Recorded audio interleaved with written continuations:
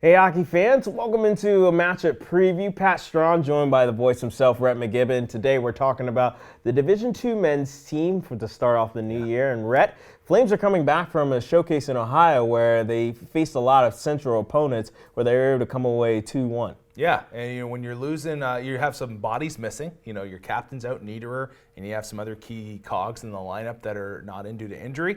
To go 2-1 against the teams you were playing against is pretty special. You drop one to Lindenwood, but you beat Grand Valley, and you also beat Davenport. Thank you, Davenport. Yeah, the Mole Panthers.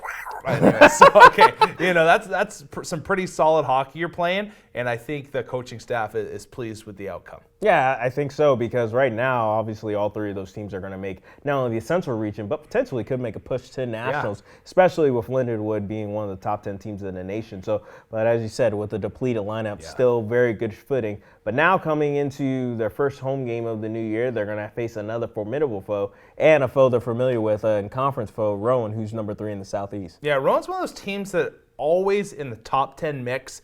They're scrappy. They typically have some speed to their game, and we say this often, but a lot of teams like to play at Lynchburg. It's a lot of fun to play here, and you come to a great rink, and some places you go to, you're basically, it feels like you're in a closet when you get dressed, but you've got adequate stalls here and whatnot. So they seem to play extremely well against the Flames, and I think it's like you said, Pat. It's the number 3 team in the Southeast going against the number 1 team. It's going to be some quality hockey, and the Flames, despite the injuries, once again are going to have to play some really solid hockey and rely on Partridge between the pipes to come away with a victory or two this weekend. Yeah, and not just Partridge, but some of the skill guys that are back. Obviously, Blake Flanders, he's been on a tear, could potentially be the region player of the year, especially the MAC player of the year. Like, obviously, I think he should be forward of the year. But then also Peyton Nash, Timothy Doe, a couple of those big names still have been able to step up. You're going to really need those guys to bring their A game, because as you said, this could be a trap game, and Rowan would love nothing better to potentially knock not only Liberty off of that number 1 spot in the Southeast,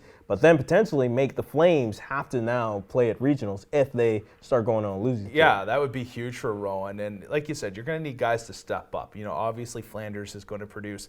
Your defense is going to have to limit mistakes. You're not going to be able to turn the puck over at your own blue line. And then, you think of some first-year guys like Snyder. He's going to have to put in a goal for you here and there. He's a tremendous amount of ability in that young man. He's going to be a great forward for the Flames in the future.